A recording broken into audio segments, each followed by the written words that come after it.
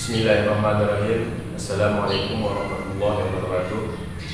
Alhamdulillahirabbil alamin wassalatu wassalamu ala rasulillahil ma'in.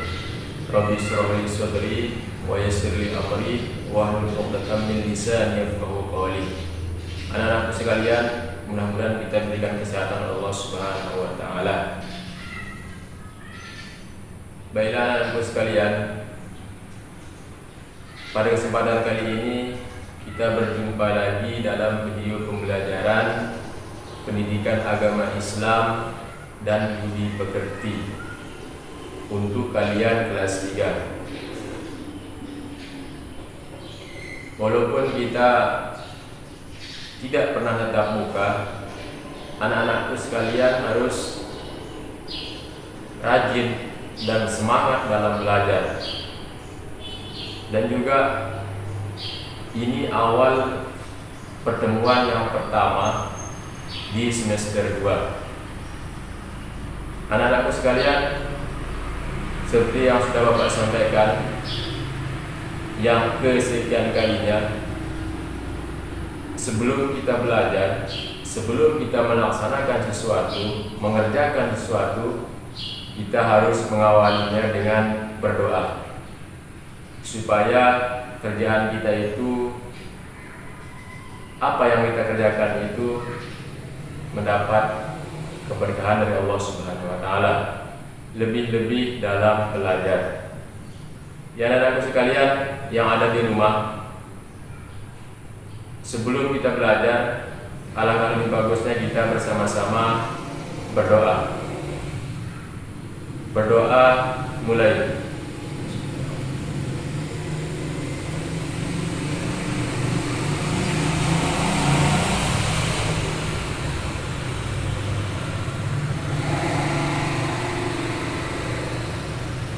Selesai.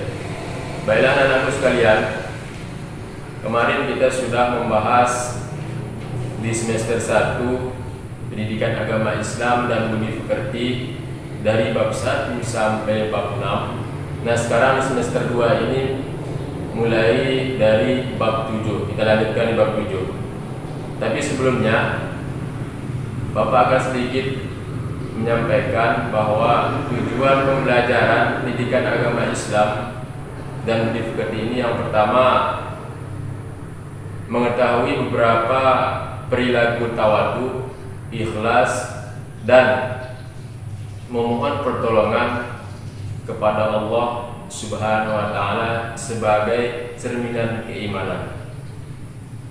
Yang kedua, mengetahui keterkaitan sikap tawadhu, ikhlas dan mohon pertolongan dengan sikap dan perilaku warga, sekolah, dan sehari-hari.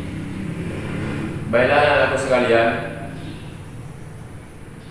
kita masuk ke materi. Ya, dibuka bukunya nanti di rumah. Ya, di bab 7, yaitu perilaku terpuji. Perilaku terpuji ini adalah Allah Subhanahu wa taala menyukai segala sesuatu yang baik dan membenci segala sesuatu yang buruk. Allah Subhanahu wa taala memerintahkan hambanya senantiasa itu berperilaku baik. Nah, akhlak terpuji ini adalah perilaku baik. Manusia wajib mentaati perintah Allah Subhanahu wa taala untuk berperilaku baik dalam kehidupan sehari-hari. Nah, sekarang kita bahas yang pertama, akan Bapak bahas ya, tentang berperilaku terpuji kepada Allah Subhanahu wa taala dengan berbuat ikhlas dan meminta pertolongan kepada Allah Subhanahu wa taala. Nah, yang Bapak jelaskan sekarang, anak-anakku sekalian perhatikan. Mungkin kalian di rumah sambil menengok buku, sambil menyimak, ya.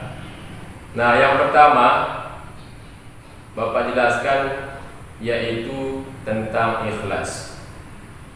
Ikhlas ini seperti yang kita ketahui, Ikhlas kalau menurut bahasa berarti suci, murni, dan bersih. Di dalam Kamus Besar Indonesia, ikhlas memiliki arti tulus hati, bersih hati. Nah, adapun menurut istilah, ikhlas adalah melakukan suatu perbuatan tanpa mengharap imbal balik kecuali hanya mencari keridhaan Allah Subhanahu wa taala. Ikhlas tidak pernah mengharapkan imbalan, pujian dilandasi dengan keikhlasan. Ibadah yang dilakukan secara ikhlas berarti ibadah yang dilaksanakan tidak tercampur dengan kesyirikan, kemunafikan, dan kemungkaran. Nah, itu sedikit tentang ikhlas. Ikhlas ini banyak maknanya, terutama ikhlas dalam mengerjakan sesuatu, lebih-lebih dalam beribadah, lebih-lebih dalam sholat, lebih dalam belajar. Kita harus ikhlas. Kita tidak mengharap imbalan dari orang lain, ya, dari pujian orang lain. Kita harus ikhlas. Nah, niat yang baik akan menjadi awal perbuatan yang baik. Niat yang ikhlas akan menghasilkan perbuatan yang ikhlas pula. Nah, itu kalau niat kita ikhlas akan mendatangkan ikhlas juga. Nah, kalau kita sebelum belajar kita harus niatkan supaya kita niatkan untuk tujuan kita itu harus bisa. Makanya bahwa hadis mengatakan innamal a'malu binniyat. Perbuatan itu tergantung pada niat kita, baik dalam segi apapun, ya. Lebih-lebih kalian anak-anakku sekalian, sebelum berangkat ke sekolah pasti kalian pasang niat dari rumah, ya. Tujuan apa? Menuntut ilmu. Karena kewajiban menuntut ilmu ini wajib. Makanya kita harus didasari dengan niat dalam segi apapun. Niat yang pertama. Kalau baik niat kita, ikhlas niat kita, insya Allah datang yang baik. Dan begitu juga sebaliknya. Kalau kita niat jelek, anak-anakku sekalian, itu tidak diperbolehkan. Maka datangnya pun jelek, ya. Nah, sifat ikhlas ini merupakan implementasi dari sifat wahdaniyah Allah Subhanahu wa taala. Wahdaniyah artinya esa, ya.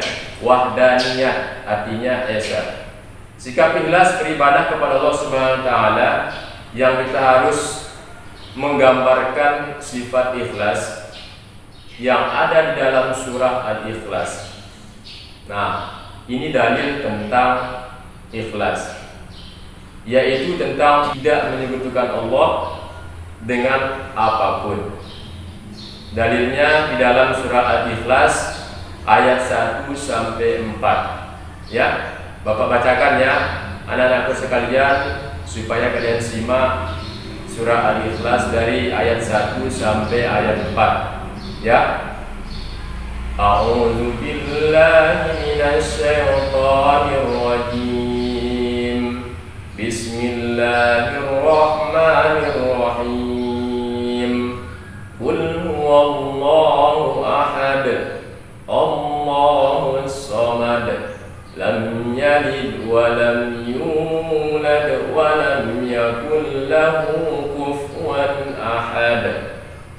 Nah, itu surah Al-Ikhlas, dalil tentang ikhlas, suci, murni. Ya, itu definisi dari ikhlas, suci, murni, dan bersih. Ini dalilnya tentang ikhlas itu. Nah, artinya Qul huwallahu ahad. Katakanlah bahwa Allah itu satu. Nah, bahwa Allah itu satu. Yang kedua, Allahus samad. Allah adalah Tuhan yang bergantung kepadanya segala sesuatu. Lam yalid wa lam yulad. Dia tidak beranak dan tidak pula diperanakkan. Walam yakul lahu kufuwan ahad, dan tidak ada seorang pun yang setara dengan dia. Itu adalah surat Al-Ikhlas dari ayat 1 sampai ayat 4. Adapun isi kandungan surah Al-Ikhlas ini menjelaskan bahwa Allah Subhanahu wa taala itu yaitu satu esa, ahad. Ya, ahad. Qul huwallahu ahad. Sering Bapak sampaikan dulu waktu di semester 1, di kelas 2 juga, ahad itu bahasa Arab. Ahad satu, wahidun satu, isnani dua, salasatun tiga, arba'atun empat, khamsatun lima, dan seterusnya sampai 10. Ya, sittatun enam. Nah, ini dalil tentang ikhlas. Ya, isi kandungannya yaitu Tuhan yang satu. Nah, dan tidak pula diperanakkan. Ya, maksudnya di sini adalah bukanlah hasil keturunan dari sesuatu yang tidak memiliki keturunan sebagaimana manusia. Nah, kalau manusia ada keturunannya, ada bapak dan ibu. Kalau Allah Subhanahu wa taala itu tidak diperanakkan dan tidak pula diperanakkan. Ya, tidak beranak. Makanya Allah itu dikatakan dalam surah Ikhlas ini yaitu satu esa. Nah, kita dilarang juga menyekutukan Allah Subhanahu wa taala dengan sesuatu apapun itu. Ya. Nah, kita dilarang oleh Allah Subhanahu wa taala, itu namanya syirik.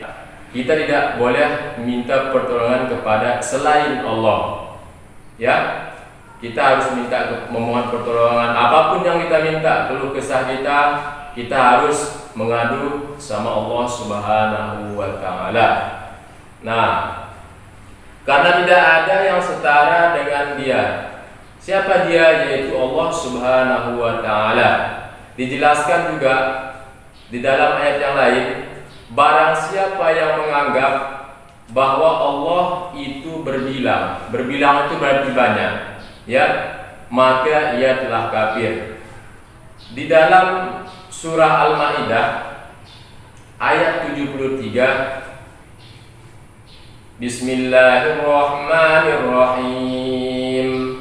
Laqad kafaral ladzina qalu innallaha salisu salasa wa ma min ilahin illa ilahun wahid wa illam yantahu amma yaquluna la yamassanna alladhina kafaru minhum azabun alim. Nah, itu barang siapa yang menganggap bahwa Allah itu berbilang, maka ia telah kafir.